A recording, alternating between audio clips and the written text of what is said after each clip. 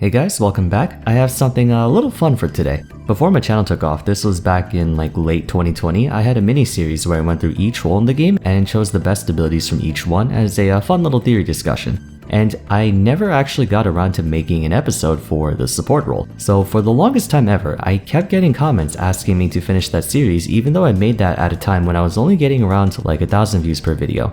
But then I talked to Max about it and he suggested I do a revival of the series but in a different way. And with that, we're doing this series once more, except instead of doing it based on roles, I'm going to do it on classes because it's a lot easier to weigh the strengths and weaknesses of abilities between similar playstyles as opposed to say top lane where you have to compare an assassin queue to a mage queue to a tank queue to a fighter queue, etc. But yeah, I hope you look forward to seeing my best abilities videos, and we're going to kick it off with the best abilities for the fighter class. Yes, don't worry, I'll do the controller/support class later on, I promise, I'm not going to forget it this time. Really quickly though, I want to spend a moment to shout out today's sponsor, U.GG. Almost all of you should know by now it's one of the premier tier list platforms and my personal favorite one to use, but they also have a desktop application for Overwolf now. So alongside the normal stuff from their website, they have all sorts of different overlays for champ select, in-game and post-game. Champ Select lets you search up player statistics for your team, and as per usual, you get to set builds and runes for whatever champion you're gonna play. In-game, you have a host of different data panels like player card and info or in-game performance benchmarks as the game progresses. Also, they have a few conveniences. Jungle timers are one of them. That way you get to track when things are about to respawn, even more than just Dragon, Baron, and Red and Blue buffs. Once the game is over, you get your post-game metrics including LP earned per champion and match, so you know which champions you do best on and how you're doing in terms of MMR. I'm a huge fan of U.GG myself. I have their tier list bookmarked whenever I need to look up matchups or whatever champion I should be banning, so if you want to make use of it as well, head on over to the link on screen, which is also in the description. But thanks again to U.GG for sponsoring the video. Since it's been a while, we should probably reiterate some ground rules. Theory crafting videos are subject to what-if scenarios, which is why I think drawing lines in the sand are necessary. I understand my choices will not be universally agreed on, and with a game as complex and multidimensional as League, there will obviously be situations where one ability is preferred over another. This was especially true when I was comparing it from role to role, but even among the classes, it's still kind of circumstantial. After all, Olaf's passive is fundamentally different from Urgot's, or Mundo's passive is different from Rengar's. Therefore, some degree of subjectivity will be present, but hopefully the ones I choose will be generally concurred with. First and foremost, the evaluation of each ability is based on their usability and effectiveness when placed in a vacuum. So as I mentioned before, champions are designed and played around a certain style or element, and more importantly, their abilities were conceived with the rest of their kit in mind. So it's going to be trickier to know how much better or worse that ability is when you extrapolate it. Like imagine if Zed's Living Shadow could pair up with Xerath Q or Blitzcrank Hook. Second, we're going to retain the properties of an ability that may be different from champion to champion. Abilities from mana-less champions will stay cost-free, and abilities from champions with mana will keep the mana cost. But resource-based interactions like Renekton or Rengar generating Fury or Ferocity will be ignored in light of that requiring their passive to take effect.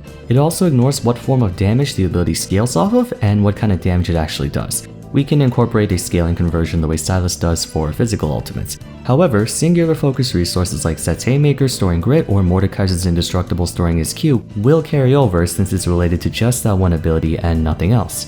Third, the chosen abilities are graded based on their overall usefulness. If you were to apply it over the course of dozens of games, would it be consistently good or would it highly depend on team compositions and whatnot? That said, we would assume the hypothetical champion being played stays within the subclasses. How well Hecarim's passive would function on another diver or juggernaut but not on a mage or assassin, if that makes sense. Finally, the pool of champions for each class I'll be sifting through are those of their main class. Certain champions have dual purposes like Diana being both a diver and an assassin, so to avoid overlap and to keep things fresh, she will solely be considered an assassin for the sake of this series. I think that should be all. Sorry about the long introduction, but there's inevitably going to be people in the comments going, but what if you paired Camille passive with this champion or that champion? I need to cover as many bases as possible. And speaking of comments, be sure to let me know at the end of the video what your list of best passives, Q, W, E, and ultimates are. I'd love to hear everyone's thoughts on this. But without further ado, let's begin. Passives can range from a single property within a champion's repertoire to the entire defining aspect of their gameplay. It's also the ability that is most influenced by what the other abilities are, sometimes requiring the character's specific skill set to be used, such as Alawi's. Consequently, this can make choosing the best ones really difficult, but on the bright side, each episode is narrowed down to classes, which makes it easier to compare to one another. With that in mind, here are the 3 best passives out of the fighter class. Darius' Hemorrhage, Dr. Mundo's Goes Where He Pleases, and Rengar's Unseen Predator. Hemorrhage needs no introduction for anyone who's played top lane. 5 attacks and or damaging abilities apply a bleed stack on enemies hit for 5 seconds, causing them to take physical damage over time, stacking up to 5 times.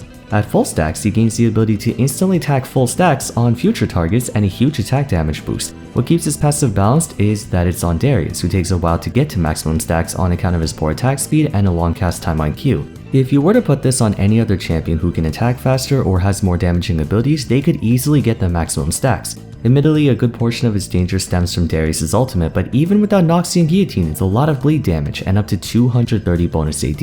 Any fighter would want this.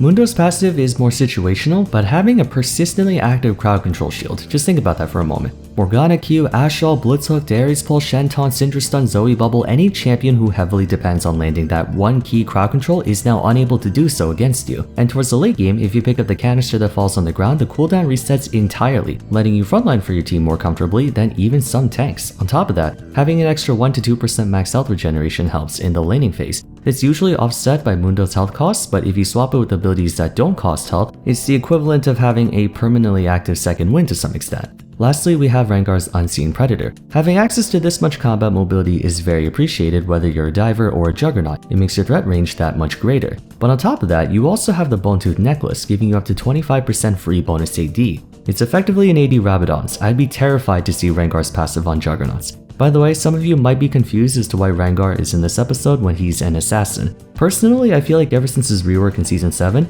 he's played a lot more like a diver than a conventional assassin because he doesn't have the same kind of elusive mobility as other assassins. That's not to say he can't one-shot, but I've always viewed him closer to Lee Sin or Camille than I did Akali and Kha'Zix. That might just be me though. Honorable mentions go to Irelia's passive for the bonus attack speed and on-hit damage she gets, which can be really nice for a lot of fighters, and Urgot's Echoing Flames, which do a huge amount of bonus damage with each leg. Alright, so Qs generally serve as a champion's workhorse ability, often being their main damaging tool and the lowest cooldown and cost compared to the W and E.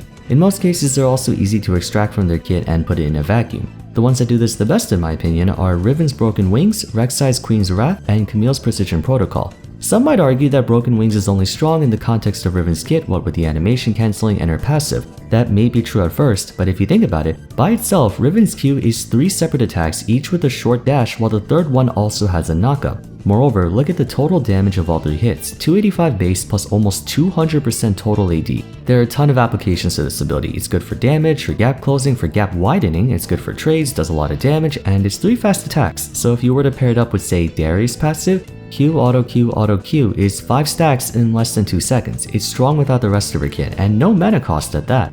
Rek'Sai's Queen's Wrath is on this list for similar purposes. 3 AoE attacks that can help with wave clear for quick damage and high damage at that. You can basically think of the total damage numbers as 135 plus 150% bonus AD plus 300% total AD, factoring in a normal auto attack damage itself. Mind you, Praise Seeker won't be included, but even without it, cost free, 4-second cooldown, triple AoE auto attack is very efficient.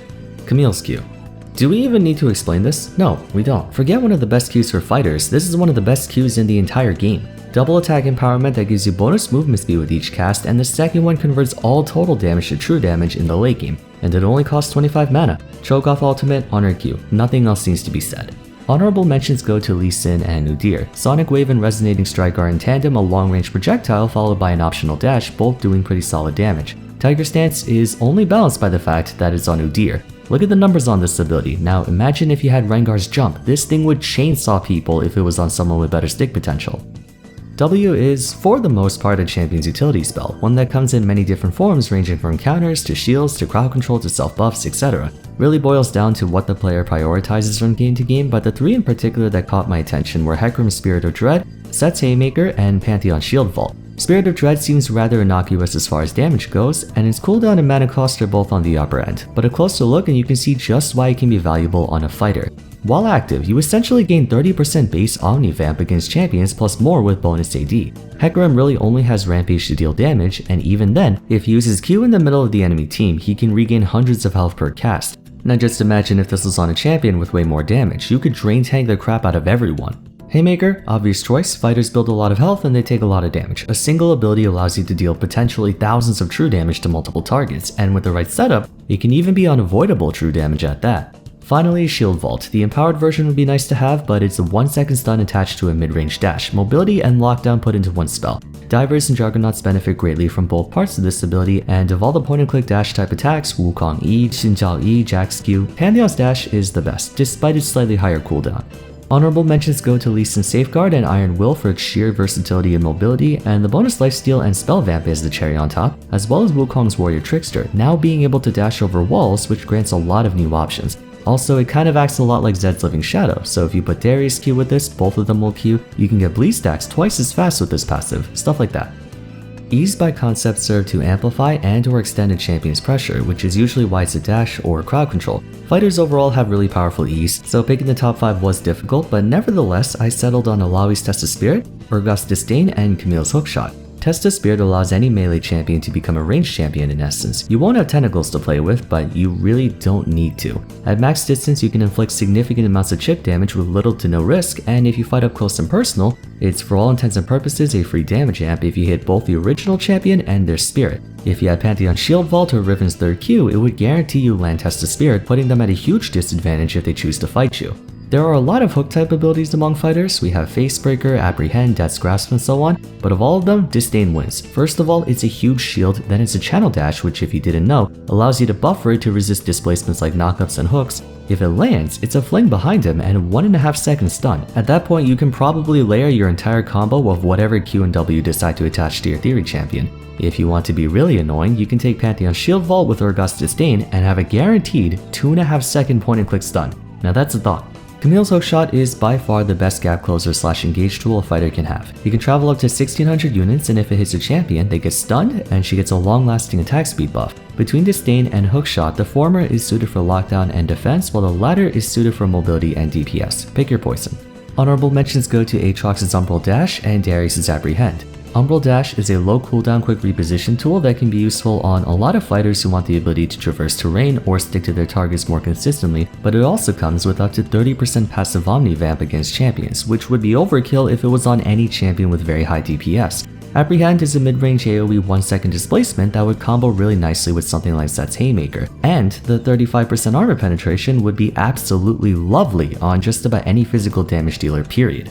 Now we arrive at our ultimates, the creme de la creme of abilities. Like passives, ultimates are a big part of a champion's kit and they come in all different shapes and sizes. Since we're talking about the fighter class though, we should consider what fighters are known for, brawling it out with their opponents either with hard engage or by raid bossing. Having said that, my 3 choices were Mordekaiser's Death Realm, Olaf's Ragnarok, and Jarvan the Fourth's Cataclysm. The only thing balancing Death Realm is that Mordekaiser has no mobility, and it's pretty easy to just kite him out for the 7 seconds you're trapped in there. Now imagine instead of Death's Grasp, you had Camille's Hookshot or Pantheon's Shield Vault. Getting trapped in a 1v1 scenario with 10% of all stats taken from you and added to him, with no support from your teammates, would be the bane of any AD carry or mage's existence if it were on someone with a lot more mobility or burst potential. Death Realm, objectively, is ridiculously unfair.